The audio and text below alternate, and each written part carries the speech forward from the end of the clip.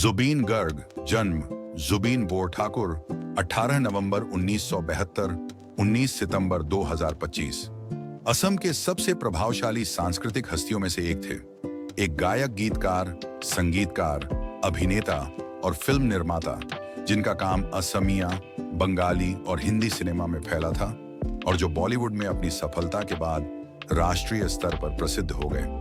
प्रारंभिक जीवन और पृष्ठभूमि। जुबीन का जन्म 18 नवंबर 1972 को मेघालय के तुरा में एक सांस्कृतिक रूप से सक्रिय परिवार में हुआ था, जो बाद में असम में बस गया। उनके पिता मोहिनी मोहन बोरठाकुर एक मजिस्ट्रेट थे और कपिल ठाकुर उपनाम से कविता गीत भी लिखते थे। उनकी मां इली बोरठाकुर एक गायिका थी। प्रसिद्ध संगीतकार जुबिन मेहता के नाम पर रखे गए युवा जुबीन संगीत के बीच पले बढ़े और कम उम्र में ही गाना शुरू कर दिया। उनका पहला औपचारिक परिचय उनकी मां और बाद में शास्त्रीय और लोक परंपराओं के शिक्षकों के माध्यम से हुआ। उन्हें सम्मान और कलात्मक पहचान के प्रतीक के रूप में उनके गुरु कालीनाथ शर्मा ने गर्ग उपनाम दिया था। उन्होंने तमुलपुर हायर सेकेंडरी स्कूल से मैट्रिक पास किया और पूर्णकालिक संगीत करियर बनाने के लिए कॉलेज छोड़ने से पहले कुछ समय के लिए गुवाहाटी के भी बरुआ कॉलेज में पढ़ाई की। संगीत यात्रा। प्रारंभिक असमिया करियर। जुबीन का पेशेवर करियर 1990 के दशक की शुरुआत में अनामिका जैसे असमिया एल्बमों से शुरू हुआ। जुबीन गर्ग के पहले रिकॉर्ड किए गए गाने तुम्ही जुनू परिबाहून और तुम्ही जुनाकी हुबाक हैं, जो एल्बम ऋतु 1993 के लिए थे। उनके पहले एल्बम अनामिका 1992 को अक्सर पेशेवर संगीत की दुनिया में उनके प्रवेश के रूप में उद्धृत किया जाता है, लेकिन ऋतु ही वह जगह थी जहां ये दोनों गाने पहली बार रिकॉर्ड किए गए थे। उन्होंने जल्द ही लोक, पॉप, रॉक और शास्त्रीय संगीत के प्रभावों को मिलाकर और असमिया श्रोताओं के साथ गहराई से जुड़ने वाले गाने लिखकर खुद को स्थापित कर लिया। बहुभाषी, बहुशैली संगीतकार। अपने करियर के दौरान उन्होंने 30 से 40 से ज्यादा भाषाओं और बोलियों, असमिया, बंगाली, हिंदी और कई क्षेत्रीय भाषाओं में हजारों गाने रिकॉर्ड किए। एक सच्चे बहुवादक के रूप में उन्होंने तबला, हारमोनियम, गिटार, मैंडोलिन, दोतारा और कई अन्य वाद्य यंत्र बजाए।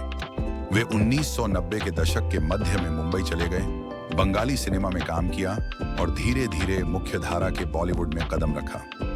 बॉलीवुड में योगदान। 2006 की बॉलीवुड फिल्म गैंगस्टर के लिए या अली गाने के बाद जुबीन की राष्ट्रीय पहचान और भी बढ़ गई, जिसके लिए उन्हें ग्लोबल इंडिया फिल्म अवार्ड में सर्वश्रेष्ठ पार्श्व गायक का पुरस्कार मिला। ये गाना देश भर में हिट हुआ और उन्हें व्यापक पहचान, मुख्यधारा के पुरस्कारों के लिए नामांकन और हिंदी सिनेमा में अवसर मिले। असमिया फिल्म उद्योग में योगदान। जुबीन आधुनिक असमिया सिनेमा में एक केंद्रीय व्यक्ति थे। उन्होंने कई असमिया फिल्मों के लिए संगीत तैयार किया, फिल्मों में अभिनय और निर्माण किया और उद्योग में आधुनिक निर्माण मूल्यों को लाने में मदद की। संगीत निर्देशक के रूप में उनके काम ने हियादियानिया, मोनजाई, मिशन चाइना, कंचनजंघा, रत्नाकर और अन्य जैसी असमिया फिल्मों की पहुंच को बढ़ाया। अपने प्रोडक्शन बैनर के जरिए उन्होंने मिशन चाइना 2017, कंचनजंघा 2019 और रत्नाकर 2019 जैसी कई बड़े बजट की असमिया फिल्मों का निर्माण किया, उस समय जब फिल्म उद्योग अपनी लोकप्रियता के लिए संघर्ष कर रहा था। उन्होंने फिल्म को सामाजिक मुद्दों को उजागर करने के माध्यम के रूप में भी इस्तेमाल किया। उदाहरण के लिए कंचनजंघा ने सरकारी भर्ती प्रक्रियाओं में भ्रष्टाचार की पड़ताल की। सामाजिक योगदान, परोपकार और साक्षरता कार्य। जुबीन ने अपनी प्रसिद्धि को सक्रियता और मानवीय पहलों के साथ जोड़ा। कला गुरु आर्टिस्ट फाउंडेशन, इस धर्मार्थ ट्रस्ट के माध्यम से उन्होंने असम में बाढ़ और अन्य संकटों के दौरान धन और राहत सामग्री जुटाई। उनकी अपीलों के परिणाम स्वरूप अक्सर कपड़े, दवाइयां और आर्थिक दान का बड़ा संग्रह हुआ। कोविड राहत। महामारी के दौरान उन्होंने गुवाहाटी स्थित अपने 2 मंजिला घर को कोविड देखभाल केंद्र के रूप में उपयोग करने के लिए दे दिया। आपदा राहत। उन्होंने असम बाढ़ जैसी प्राकृतिक आपदाओं के दौरान धन जुटाने के लिए लाभ संगीत कार्यक्रमों और यहां तक कि चैरिटी फुटबॉल मैचों का आयोजन और उनमें भाग लिया। साक्षरता और शिक्षा पर उनके फाउंडेशन और चैरिटी प्रयासों में अक्सर स्कूलों का समर्थन, पुस्तक दान और राहत वितरण शामिल थे, जिनसे प्रभावित क्षेत्रों के छात्रों को सहायता मिली। खेल। वे असम में खेलों के प्रबल समर्थक थे। उन्होंने मुक्केबाज शिवम थापा और धावक हिमा दास जैसी प्रतिभाओं को प्रोत्साहित किया और अक्सर युवाओं की भागीदारी बढ़ाने और खेल विकास के लिए धन जुटाने के लिए चैरिटी फुटबॉल मैचों का आयोजन किया या उनमें शामिल हुए। राजनीतिक जुड़ाव और सार्वजनिक मुद्दे। जुबीन क्षेत्रीय राजनीतिक मुद्दों पर मुखर व्यक्ति थे। सीएए विरोधी सक्रियता। वे नागरिकता संशोधन अधिनियम सीएए के खिलाफ एक सशक्त आवाज बन गए, रैलियों में प्रदर्शन और भाषण दिए और शांतिपूर्ण विरोध प्रदर्शनों का आह्वान किया। कई बार उन्होंने असमिया चिंताओं का प्रतिनिधित्व करने के लिए एक नए क्षेत्रीय राजनीतिक मंच के निर्माण का भी सुझाव दिया। अपनी स्पष्टवादिता के लिए जाने जाने वाले वे एक सांस्कृतिक कार्यकर्ता के रूप में सम्मानित रहे, जिन्होंने अपनी लोकप्रियता का उपयोग असम के मुद्दों और पहचान को बढ़ावा देने के लिए किया। पुरस्कार, सम्मान और मान्यताएं। राष्ट्रीय फिल्म पुरस्कार रजत कमल। उन्हें एक गैर feature film echoes of silence में सर्वश्रेष्ठ संगीत निर्देशन के लिए राष्ट्रीय पुरस्कार मिला।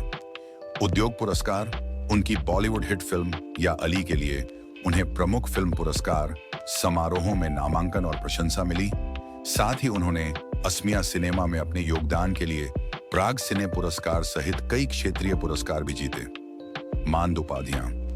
2024 में विज्ञान एवं प्रौद्योगिकी विश्वविद्यालय मेघालय ने उन्हें उनके नागरिक योगदान के लिए अक्सर असम के हृदय की धड़कन के रूप में विख्यात।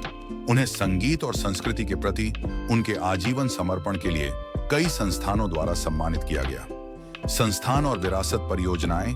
कला गुरु आर्टिस्ट फाउंडेशन उनसे जुड़ी प्रमुख संस्था है, जो एक औपचारिक अकादमी के बजाय एक राहत और सांस्कृतिक समूह के रूप में कार्य करती है। इसके अलावा उनकी विरासत उनसे प्रेरित असमिया पॉप और फिल्म कलाकारों की पीढ़ी, राष्ट्रीय मंचों पर असमिया संगीत के उदय और उनके गीतों और फिल्मों की विशाल सूची में निहित है। कलात्मक शैली और सांस्कृतिक महत्व। जुबीन की पहचान शैली की तरलता थी। बिहू और असमिया लोक संगीत से लेकर रॉक, ब्लूज, सूफी, हिंदुस्तानी शास्त्रीय और बॉलीवुड पॉप तक उन्होंने स्थानीय मुहावरों को आधुनिक ध्वनियों के साथ मिलाकर असमिया संगीत को एक नई पहचान और दृश्यता प्रदान की। उनका संगीत न केवल मनोरंजन था, बल्कि असम के लिए एक सांस्कृतिक और राजनीतिक आवाज भी था। अंतिम टिप्पणी। जुबीन गर्ग का 19 सितंबर 2025 को सिंगापुर में एक समारोह में भाग लेने के दौरान निधन हो गया। उनके आकस्मिक निधन से असम और व्यापक भारतीय संगीत जगत में एक गहरा शून्य पैदा हो गया। वे एक कलाकार से कहीं बढ़कर एक पहचान की आवाज और एक सांस्कृतिक प्रतीक थे, जिन्होंने असम को वैश्विक मंच पर पहुंचाया।